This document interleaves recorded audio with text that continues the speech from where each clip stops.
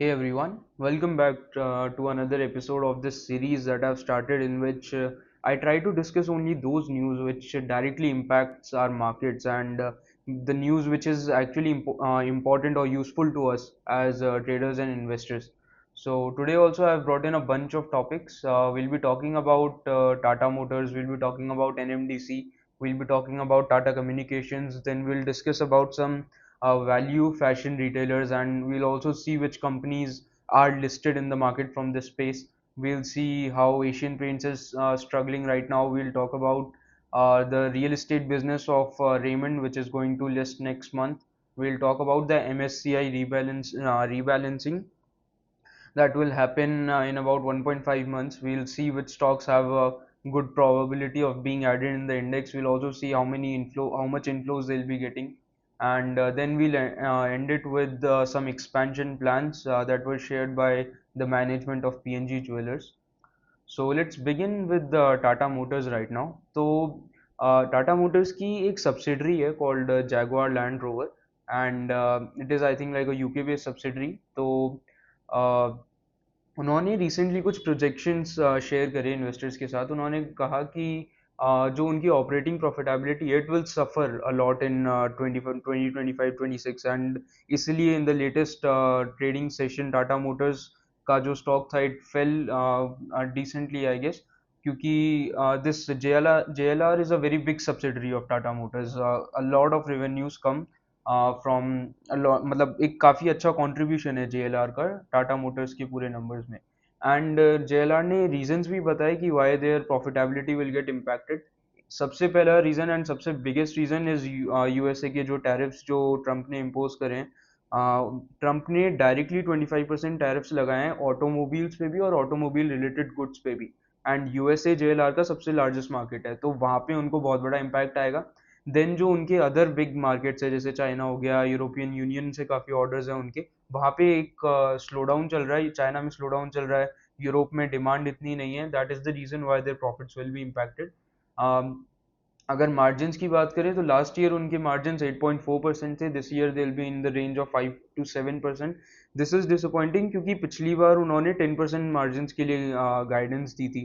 And as we know कि this is like a very credible company right Tata Motors. तो management जो भी guidance देता है स्टॉक उसको प्राइस इन कर लेता है. अब क्योंकि उस गाइडेंस को काफ़ी सिग्निफिकेंटली अंडर परफॉर्म करा है तो we will see some downside है. But their long-term vision still remains that in the sometime in the future they'll be able to achieve 15% operating margins.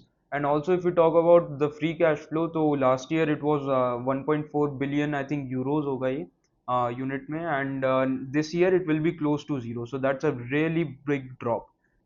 So let's see how this JLR thing plays out and how it impacts Tata Motors ultimately in the coming months. Next we'll move on to NMDC. तो NMDC में क्या हो रहा है कि जो iron ore है उसके जो इंपोर्ट के प्राइसेस हैं they are much lower than domestic prices. Because पर उससे पहले कि NMDC ने क्या करा था, earlier in the earlier months they did some price cuts क्योंकि डोमेस्टिक प्राइसेस हायर थी, इंपोर्ट की प्राइसेस उससे भी कम है. तो people were obviously focusing on imports for buying and all. तो उसके लिए NMDC ने प्राइसेस कट करी थी, लेकिन उससे भी अभी भी कंपैरेटिवली इंपोर्ट सस्ते पड़ रहे हैं. तो they might have to do more price cuts. Now let's talk about this domestic iron ore market. तो एज आई हैव रिटन कि NMDC it is facing over supply issues. तो ओवर सप्लाई क्यों है? क्योंकि डोमेस्टिक जो अपना iron ore market है FY24 में 2 मिलियन टन्स की सरप्लस थी. FY25 में वो बढ़ के और 18 मिलियन टन्स तक पहुंच गई, एंड इट इज एक्सपेक्टेड कि FY26 में it will be further increase to 32 million tons. तो ऑफकोर्स अगर इतनी सरप्लस है आपके पास तो प्राइसेस नीचे जाएंगी. It is normal supply demand कि अगर आपकी सप्लाई कम होती है तो you can increase the prices. But if you are having a surplus of such a huge amount, so you obviously have to cut your prices in order to in order to be competitive within the industry and sell things. तो अब reasons क्या है इस मतलब एकदम बहुत ज़्यादा surplus के? तो देर आर मेनली 3 रीजंस. सबसे पहले कि जो अपना प्रोडक्शन है, डोमेस्टिक प्रोडक्शन है, it is on a significant rise. Because जो कंपनीज है अपन आगे भी देखेंगे, जैसे एक कंपनी है उसको एक एनवायरमेंटल क्लियरेंस मिला है जिससे वो और भी ज़्यादा capacity, will discuss about that later in the next point. तो और जो ड्रॉप इन एक्सपोर्ट्स है, जो अपन आयरन और एक्सपोर्ट करते थे उसमें भी 46% का ड्रॉप है। तो जो अपन एक्सपोर्ट कर रहे थे वो बाहर जा नहीं रहा, डोमेस्टिक प्रोडक्शन अपना बढ़ रहा है। तो ऑब्वियसली अपने जो विद इन द कंट्री की जो सप्लाईज हैं they are on a very big rise. And also जो ग्लोबल प्राइसेस हैं, जो कि last year they were around $109, वो right now they are $95 only. तो डोमेस्टिक प्राइस, जो ग्लोबल प्राइसेस है जो कि इंपोर्ट होके कंट्री में आ रहा है, उसकी प्राइसेस काफ़ी लो हैं। नाउ लेट्स टॉक अबाउट कि जो सिग्निफिकेंट राइज इन प्रोडक्शन वाला पॉइंट था, तो Lloyds metal and energy, another company in the same space, उनको एनवायरमेंटल क्लियरेंस मिली है रिसेंटली, जिससे कि इनका जो कैपेसिटी एक्सपेंशन का प्लान था from 10 million tons per annum, it is going towards 26 million tons per annum. That is a very significant rise in production.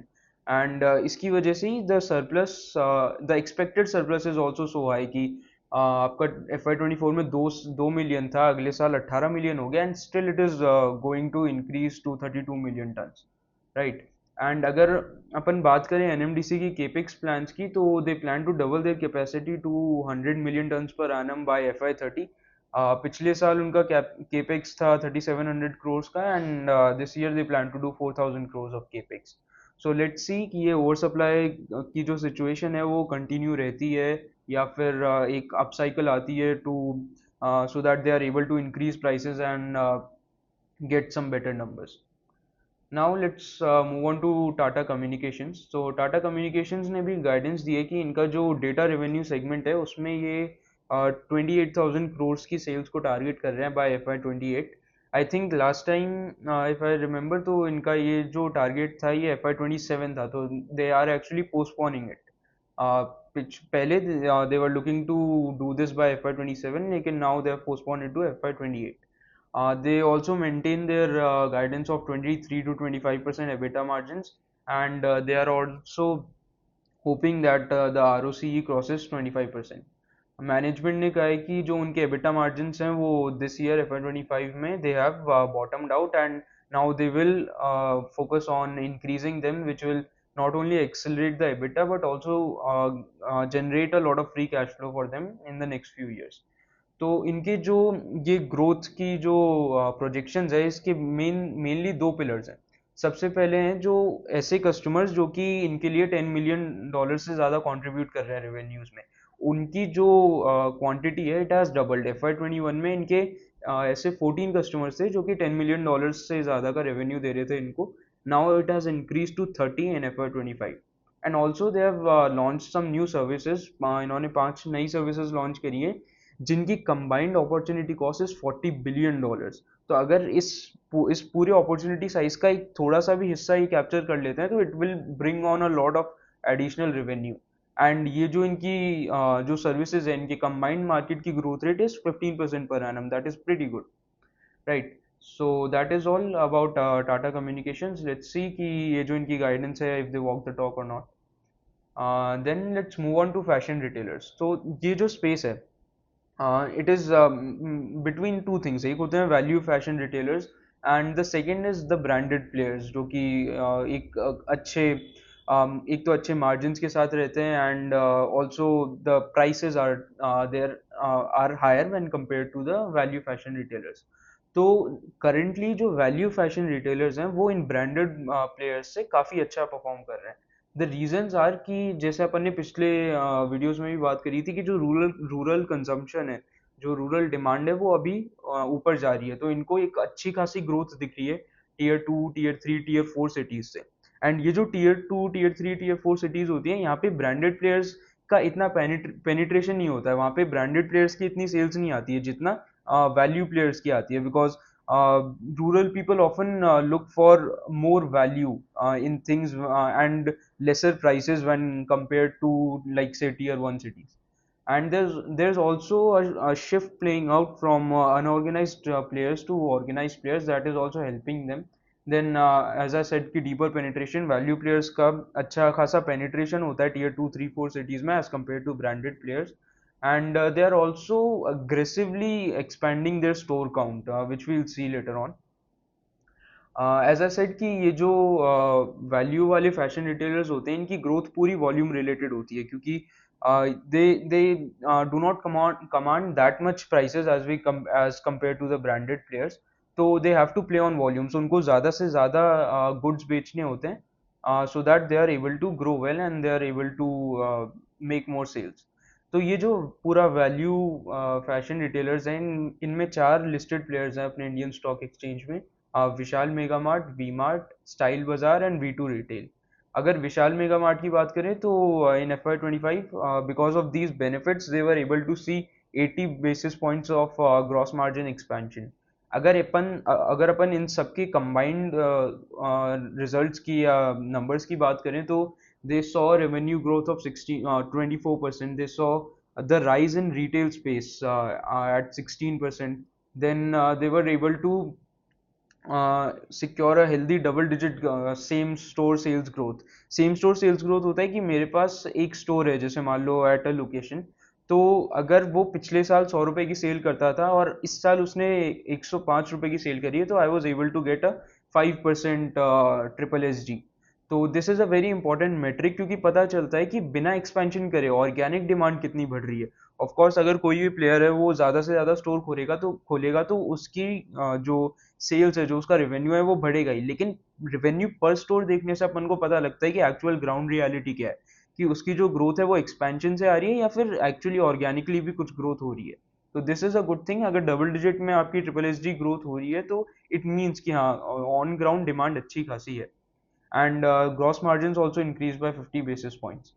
तो जो मतलब in the past few quarters what these players were doing, they were opening store very aggressively, तो उससे इनके margins पे अच्छा खासा effect आ रहा था। लेकिन क्योंकि अब काफ़ी इन्होंने स्टोर्स खोल दिए हैं एंड अब जो है ग्रोथ ऑर्गेनिकली इंक्रीज कर रही है, तो now operating leverage can play out and जो सेम स्टोर से जो अपन ने बात करी ट्रिपल SG, उनकी एक अच्छे सिग्निफिकेंट नंबर से ग्रो कर सकती है।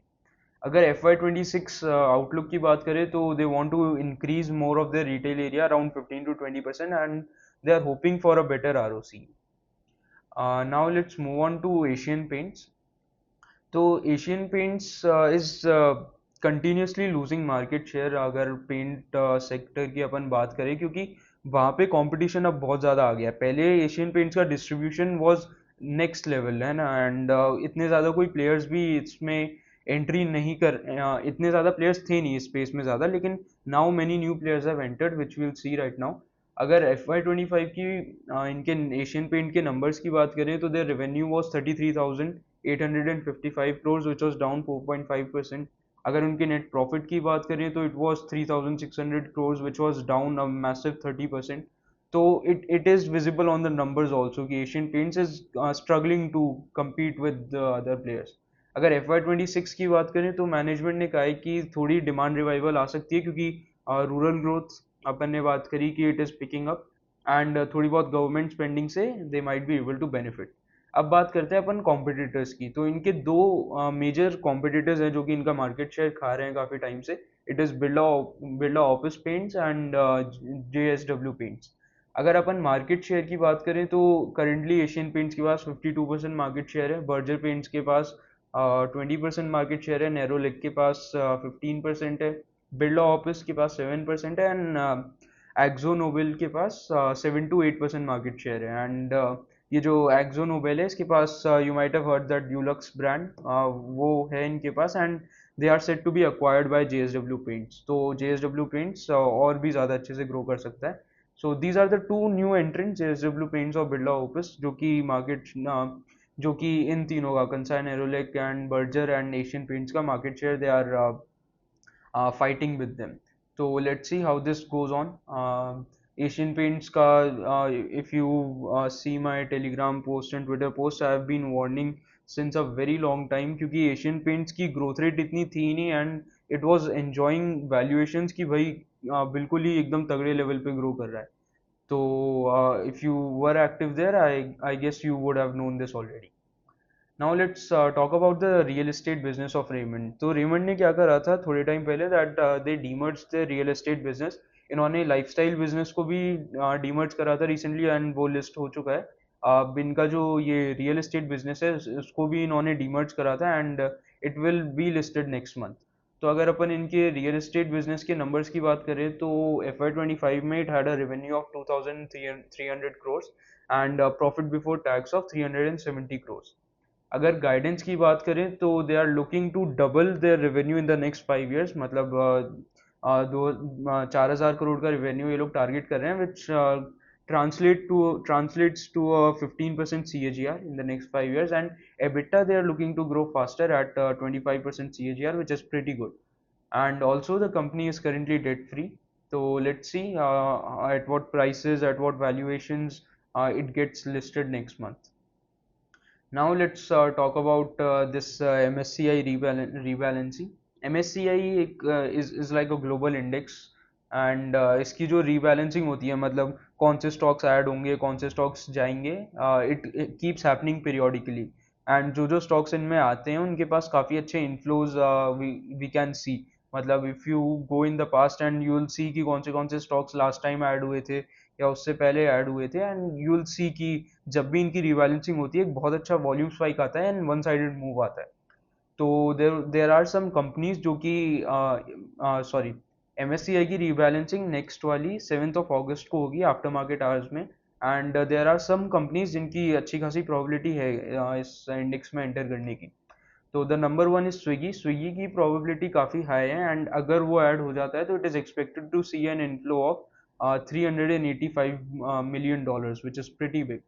देन मैजडॉक की ठीक ठाक प्रोबेबिलिटी है एंटर होने की, एंड इफ इट डज तो it will receive an inflows of $187 million। Then Hitachi Energy, इसकी भी मीडियम प्रोबेबिलिटी है एंटर होने की, and if they get in, then they'll receive inflows of 165 million, sorry। And lastly Vari Energies, इसकी थोड़ी low probability है, but if they are able to enter, then they'll receive inflows of $102 million। Now let's talk about our final topic, which is PNG Jewelers। तो PNG Jewelers recent IPO था, इन्होंने अभी 850 crores raise करे थे, which made the company debt free। अब इनके expansion के काफ़ी अच्छे प्लान्स हैं। लास्ट ईयर इन्होंने 16 स्टोर्स खोले थे महाराष्ट्र और गोवा में, but now they are venturing into both central India as well as north India. अगर अपन देखें तो this financial year they are looking to invest, they are looking to put in 600 crores for expansion, and they plan to open around 25 stores। अगर states की बात करूँ मैं तो उत्तर प्रदेश में they plan to open 12 to 15 stores, then Bihar में 6 to 8 stores, and Madhya Pradesh में भी 6 to 8 stores। अगर अपन गाइडेंस की बात करें तो इस फाइनेंशियल ईयर मैनेजमेंट ने गाइड करा है कि अराउंड 20 to 25% से इनकी टॉप लाइन ग्रो कर सकती है। दिल reach 9,000 to 9,500 crores of revenue. Last year इनका रेवेन्यू अराउंड 7,700 crores का था, एंड जो मेजर इनके ग्रोथ ग्रोथ ट्रिगर्स होंगे वो एक तो इनका एक्सपेंशन, जो ये नए नए स्टोर्स खोल रहे हैं अलग अलग जगह पे, and rising gold prices. As we know कि gold is hitting all time highs, and very मतलब एक बहुत ही अच्छे ग्रोथ ट्रेंड में है गोल्ड अभी। तो that is going to help this jewellery companies as well. So that is all I wanted to discuss for today। There are a lot more things, लेकिन I think उनको I can explain better in text, because वो वहाँ पे थोड़ा उसमें थोड़ी वो numbers and pictures are involved, so I'll make sure कि I'll do some posts on Twitter and Telegram as well, so that you can stay updated। And rest, yeah, if you have any feedback to share, please do that, it will help me make better videos। That's it, thank you।